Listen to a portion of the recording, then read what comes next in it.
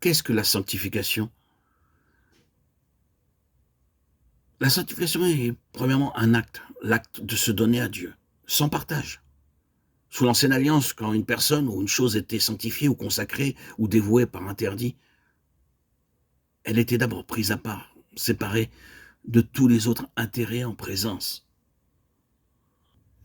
et devenait la possession exclusive de Dieu.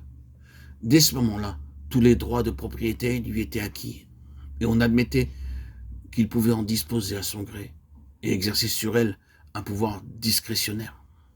Elle était consacrée ou sanctifiée par du sang ou par quelque chose qui avait la même signification symbolique. Tel est, dans toute sa simplicité, le sens fondamental de la sanctification.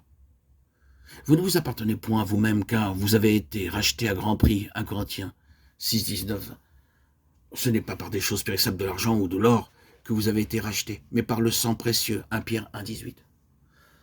Offrir à Dieu son esprit, son âme et son corps par un acte précis afin que dans tous les départements de notre vie, dans tous les détails de notre activité, ce soit lui qui est le premier et le dernier mot. Voilà le fondement de la sanctification. Dieu sera consulté désormais sur toutes les questions, qu'il s'agisse du cœur, de l'intelligence ou de la volonté. La vie personnelle avec le principe du moi sous toutes ses formes et tout ce qui touche à la vie naturelle est livré pour devenir par la croix absolument assujetti à la volonté de Dieu. Christ à la droite de Dieu représente l'aboutissement magnifique de l'homme livré à la volonté de Dieu. Aboutissement parce qu'en ce qui le concerne, cet abandon volontaire a été mis à l'épreuve par tous les moyens possibles, sans que l'acte initial de consécration personnelle ait jamais été démenti. C'est dans cette voie-là que le croyant doit entrer en maintenant jusqu'au bout grâce à la puissance intérieure de l'esprit, l'attitude prise au point de départ. À cet effet, l'acte que notre Seigneur a accompli pour nous, une fois pour toutes, porte en lui-même une puissance et une efficacité permanente. Et nous en devenons bénéficiaires de plein droit lorsque nous recevons son esprit. La sanctification, en second lieu, est quelque chose de progressif. C'est le processus par lequel toutes les perfections morales de son humanité glorifiée se frayent un chemin de par l'action de Dieu dans la vie du croyant. Quand il est dit de l'esprit qu'il prendra de ce qui est à Christ et nous l'annoncera, il ne s'agit pas simplement des splendeurs et des biens éternels qui sont devenus son partage. Il ne s'agit pas non plus de choses extérieures ayant un caractère de récompense. Il s'agit de ces perfections acquises sur le chemin de la souffrance. Hébreux 2.10.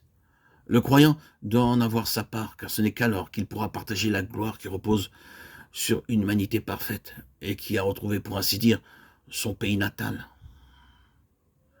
La cause de cette gloire, c'est que Dieu, maintenant, est absolument satisfait.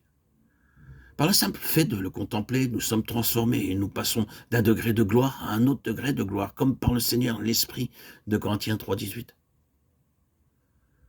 C'est pas une révélation intérieure de l'Esprit que nous le contemplons. Et ce qui nous est révélé n'est pas autre chose que cette grande vérité, à savoir que Christ a été fait pour nous, sanctification. Sanctification pour nous et sanctification en nous. Je vois maintenant, par l'Esprit, que la sanctification, ce n'est pas batailler pour devenir meilleur. C'est le fruit approprié par la foi de la lutte et de la victoire de Christ. Ce n'est pas une amélioration morale résultant de mes efforts ou de mon intention.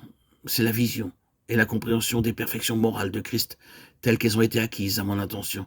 Christ, dans la gloire, représente le modèle que le Saint-Esprit a constamment sous les yeux et auquel il cherche à conformer mon être intérieur. Ce qu'il demande de moi, c'est que je cède, que je m'abandonne, que je croie, que j'obéisse. Il se rend compte que tout cela ne va pas tout seul et il est prêt à devenir ma force, pourvu que de mon côté, renonçant à la passivité d'esprit, je prenne une attitude positive et me prête à ses intentions.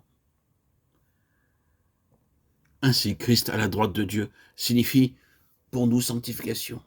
C'est notre union à lui par le Saint-Esprit qui explique notre sanctification.